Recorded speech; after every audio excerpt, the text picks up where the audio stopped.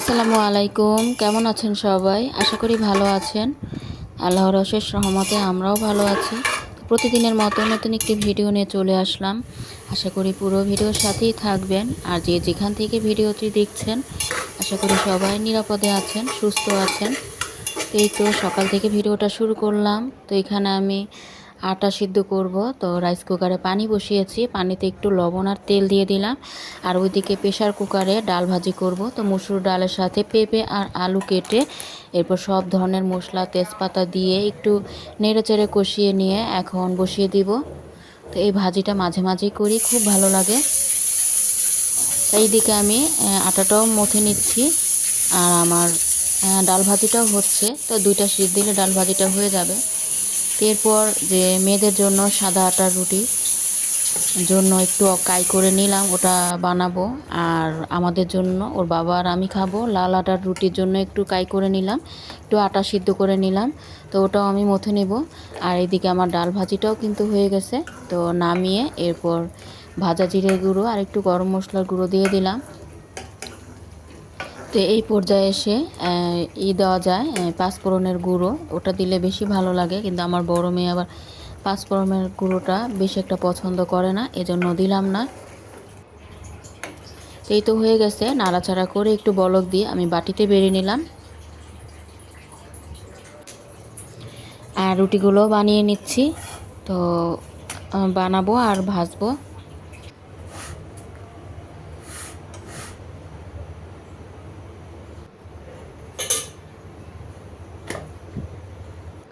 তো দুজনের জন্য দুইটাই ভাজবো। আমি যখন খাবো তখন আবার আমারটা ভেজে নিব, আর ওর বাবারটাও ভেজে নিব। এখানে ডাল ভাজিটা অনেক গরম, তাই আমি ফ্যান ছেড়ে এরপরে ঠান্ডার জন্য আরেকটা বাটিতে একটু বেড়ে নিলাম। আর জানালাটাও খুলে দিচ্ছি।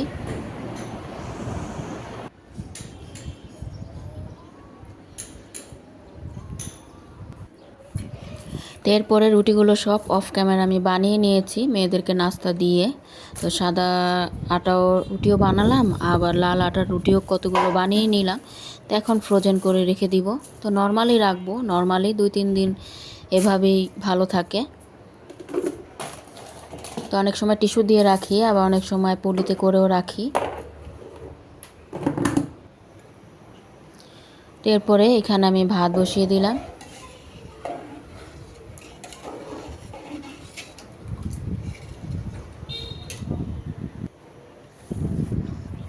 আজ কাঁকরোল ভাজি করব। এই তো কাঁকরোল বের করলাম আর কাঁচামরিচগুলো বেছে নিব।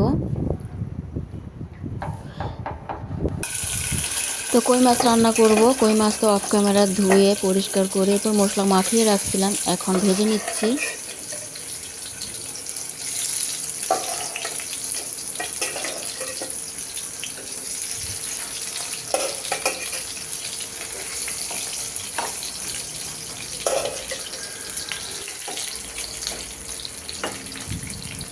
কই মাছটা ভেজে এরপর পেঁয়াজ দিয়ে ভুনা ভুনা করব।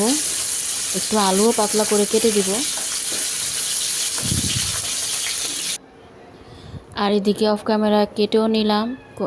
চুলায় রান্না বসিয়ে আলু পাতলা করে কাটলাম, পেঁয়াজের সাথে দিব। আর এখানে কাঁকরোলের সাথে আলু মিশিয়ে কেটে নিলাম। কাঁকরোলটা কিন্তু অনেকটাই মানে খেতে করলার মতোই। করলাটা যেমন বেশি আর কি তেতো, আর কাঁকরোলটা করলার মতো তেতো না হলেও খাওয়ার সময় কিন্তু হালকা একটু তেতো ভাব লাগে, মানে করলার মতো একটু ঘ্রাণ আসে ভাজি করলে। এখন রাইস কুকারে ভাজিটা করে নিব। তো এখানে পেঁয়াজ দিয়ে তেলের সাথে একটু ভেজে নিয়ে একটু মানে হালকা করে একটু হলুদের গুঁড়ো দিয়ে লবণ দিয়ে নাড়াচাড়া করে কেটে রাখা কাঁকরোল আলু দিয়ে দিলাম। তবে এই কাঁকরোলটা কাটতে অনেক সময় লাগছে, কারণ একটা একটা করে বিচি ফেলতে হয়েছে। বিচি না ফেললে আবার কেউই খাবে না। তো করলাও কিন্তু আমি ভাজি করলে বিচি ফেলে দেই বেছে বেছে। কাঁচামরিচ ফালি দিয়ে দিলাম।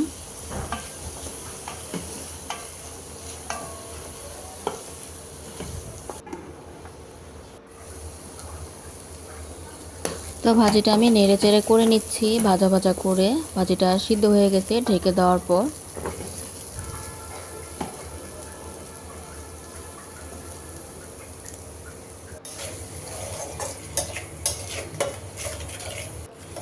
এখন কই মাছটা ভুনা করার জন্য এখানে পেঁয়াজ ভেজে নিয়ে এরপরে মশলা দিয়ে দিছি, মশলা কষিয়ে নিয়ে কেটে রাখা আলু দিয়ে দিলাম। তো আমি ভুনা করলে অনেক সময় ভুনাতে একটু আলু পাতলা করে কেটে দিই, এটাও কিন্তু খেতে মজার হয়।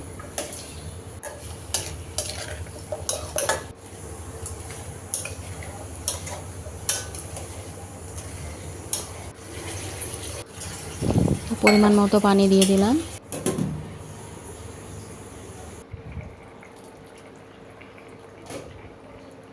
তো ঢাকনা দিয়ে দিছিলাম আলুটা সিদ্ধ হওয়ার জন্য। তো সিদ্ধ হয়ে গেছে, এখন মাছগুলো সব দিয়ে দিব।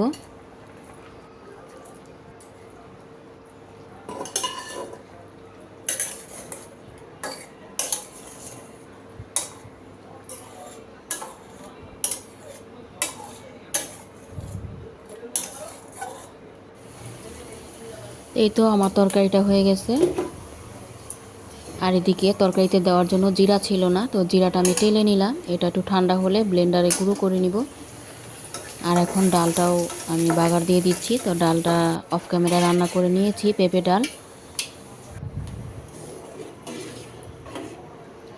বাগার দিয়ে দিলাম রসুন, পেঁয়াজ আর শুকনো মরিচ দিয়ে। এই পেঁপে ডালটা তো প্রায় রান্না করি, কারণ এই পেঁপে ডালটা সবাই খায় আমার ঘরের। তো এরপরে রান্নাঘরে সব কিছু ধুয়ে মুছে পরিষ্কার করে নিলাম, চুলা টুলা সব মুছে নিলাম।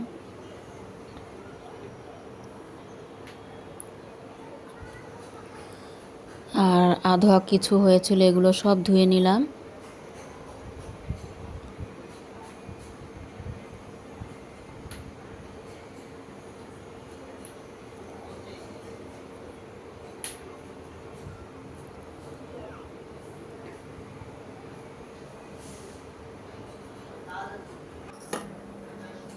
তারপরে গোসল নামাজ শেষ করে এখন ভাত খেতে বসে গেলাম।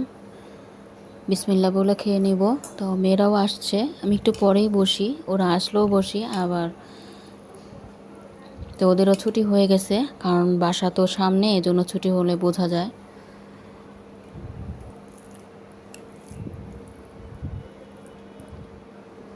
কাঁকরোল ভাজিটা কিন্তু খেতে খুব মজার হয়েছিল। আর কই মাছের কথা কি বলবো, কই মাছ তো এমনিতেই খুব মজার মাছ।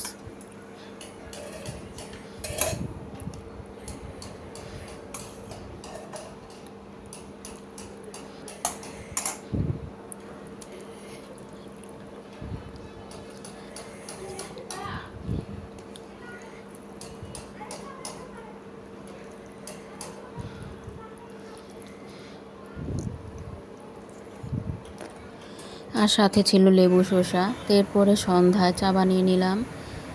তো বড় মেয়েকে 1 কাপ দুধ চা বানিয়ে দিলাম, আর ছোট মেয়ে আমি রং চা খাবো।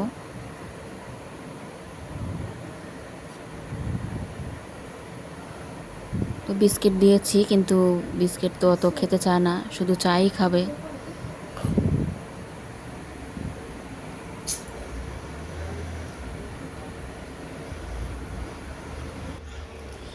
তো এরপর চাটা খেয়ে চলে আসলাম।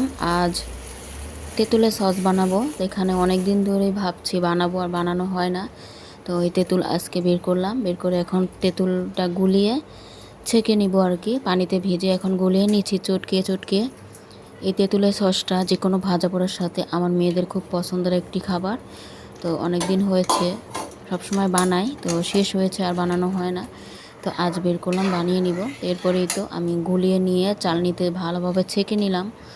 তো এখন কড়াইতে বসিয়ে দিলাম। তবে তেঁতুলের সস বানাতে গেলে কিন্তু অনেক চিনি লাগে, মানে টক তো, এজন্য চিনিটা অনেক বেশিই লাগে। চিনি দিতে দিতে আর মানে টক কমে না। এরপর ভিনেগার দিয়ে দিলাম, ভিনেগারটা দিলে সসটা ভালো থাকবে। তো চিনি আর ভিনেগার দিয়ে ভালোভাবে জাল করে একটু ঘন হলে এরপর মশলা দিব, মানে ধনিয়ার গুঁড়ো, মরিচের গুঁড়ো, জিরার গুঁড়ো এগুলো দিব। মরিচের গুঁড়ো বলতে চিলি ফ্লেক্সটা দিব, শুকনা মরিচ এই তো চিলি ফ্লেক্স।